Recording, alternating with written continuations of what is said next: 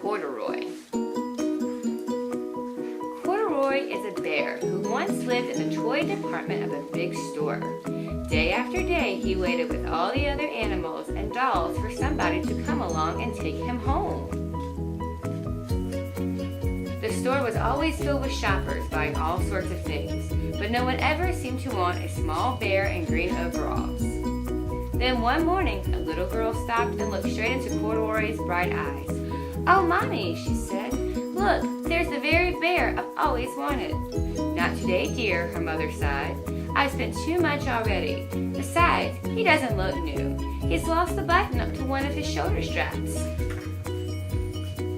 Corduroy watched them sadly as they walked away. "I didn't know I'd lost a button," he said to himself. "Tonight I'll go and see if I can find it."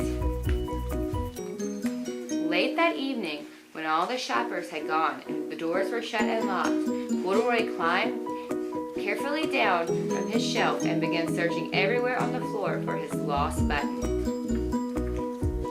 Suddenly, he felt the floor moving under him. Quite by accident, he had stepped onto an escalator, and up he went. Could this be a mountain? He wondered. "I think I've always wanted to climb a mountain." He stepped off the escalator as it reached the next floor, and there, before his eyes, was a most amazing sight. Tables and chairs and lamps and sofas and rows of beds. "This must be a palace," Corduroy gasped. "I guess I've always wanted to live in a palace." He wandered around admiring the furniture. "This must be a bed," he said. "I've always wanted to sleep in a bed." And up he crawled onto a large, thick mattress. All at once he saw something small and round. "Why, here's my button!" he cried, and he tried to pick it up, but like all the other buttons on the mattress, it was tied down tight. He yanked and pulled with both paws until pop! Off came the button, and off the mattress Corduroy toppled, bang, into a tall floor lamp. Over it fell with a crash. Corduroy didn't know it, but there was someone else awake in the store. The night watchman was going his rounds on the floor above. When he heard the crash, he came dashing down the escalator. "Now who in the world did that?" he exclaimed. "Somebody must be hiding around here." He flashed his light under and over sofas and beds until he came to the biggest bed of all, and there he saw two fuzzy brown ears sticking up from under the cover. "Hello," he said. "How did you get upstairs?" The watchman tucked Corduroy under his arm and carried him down the escalator, and sat him on the shelf in the toy department with the other animals and dolls. Corduroy was just waking up when the first customers came into the store in the morning.